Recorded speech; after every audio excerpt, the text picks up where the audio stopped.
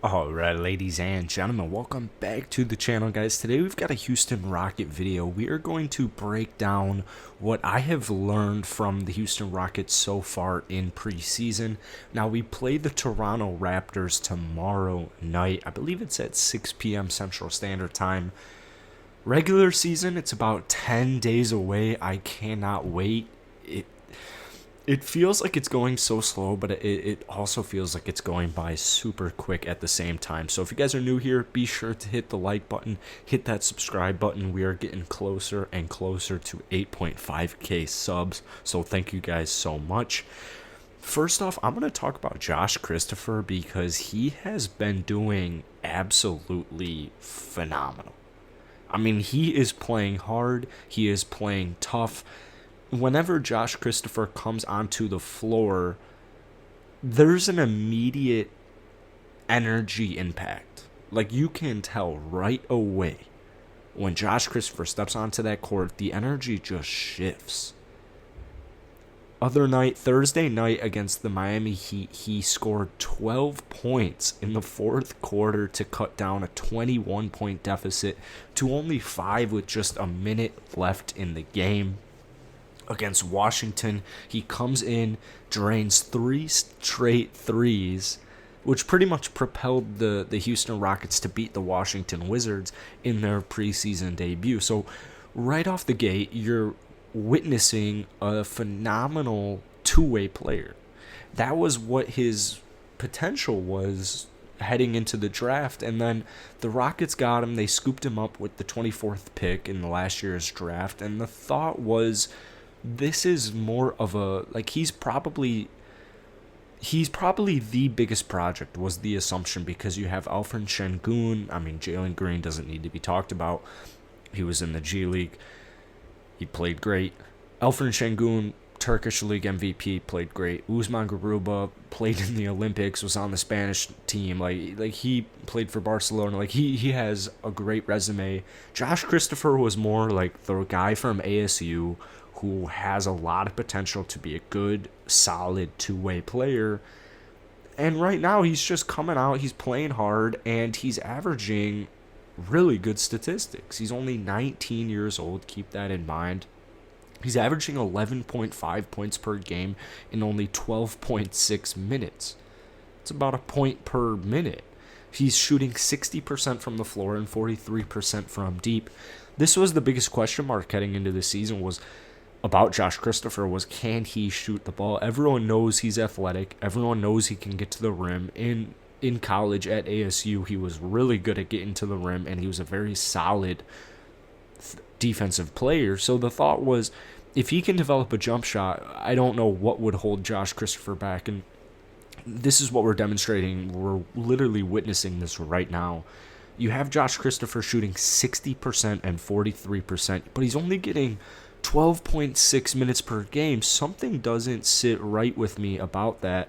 No matter if Josh Christopher is playing in the G League or not, if Stephen Silas has an assumption about Josh Christopher heading into the preseason, regardless if he did or if he didn't, why is Josh Christopher averaging 12 minutes per game with those numbers and that point per game? It just literally makes zero sense. And so I have my own issues with Stephen Silas.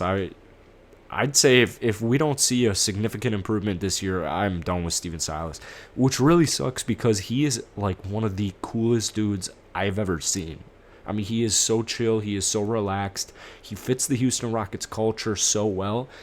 I don't think it'll come to that point, but all I'm saying is, hey, we'll see this next year, because I think we have a better team than last year significantly, and if we don't win more than 17 games, I'm going to have some problems. So Josh Christopher really is the first point. Number 2, I want to talk about Christian Wood, because in the last game against Miami, he took 5 three-pointers. And to me, if there's one way you shouldn't utilize Christian Wood, it's by taking 5 threes a night. I like Christian Wood because he shoots well from 3. He's a good career three-point shooter. He shot good from 3 last season, but outside of that, there really is no reason for him to be shooting 5 threes a game unless the first couple of those were going in. The first, at least 2 of the first 3 were going in, or he's wide open.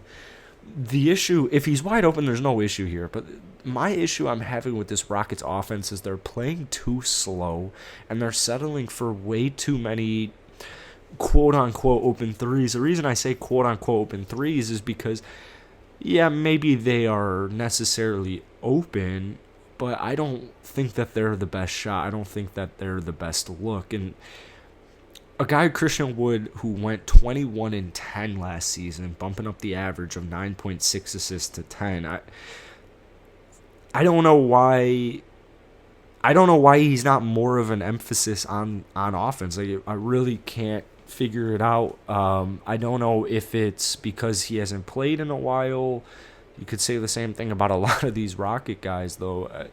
It's so weird. I know he is playing with a lot of new faces. You do have Jalen Green in the starting lineup, which is a new face.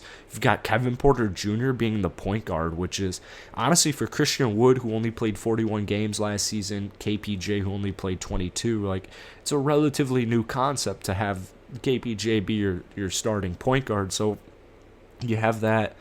He looks fully healthy, but to me, it's just too many threes. We need to draw up more plays for Christian Wood to score. Christian Wood's also a very underrated passer. I mean, I just think the ball needs to be in his hands a little bit more. So through the first couple of games with the Rockets, I've seen a lot that I've been impressed with, and I've definitely seen some rooms for concern, mainly with the Christian Wood and pushing the pace. They only had 17 fast break points against Washington. They only had 10 against the Miami Heat. So I do think that they need to play a little bit quicker.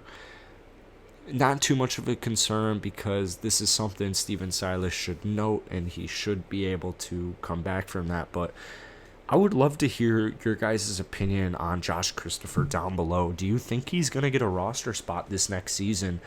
The issue with Josh Christopher getting a roster spot next year is there are so many players behind him. Like, this is the bench unit. I mean, you already have all these guys like DJ Augustine, Armani Brooks, Eric Gordon, Anthony Lamb, Daniel House Jr., David Nwaba. Like, I know not all those players are guards, but that's just a little taste of who's on the bench for the Rockets. It's not like we have a whole abundance of 7-footers. So it's going to be interesting. We'll see what happens. But tomorrow against the Toronto Raptors, I'll probably post a preview video for that. If you enjoy this video, hit that like button, hit that sub button. Appreciate you guys. Happy Sunday.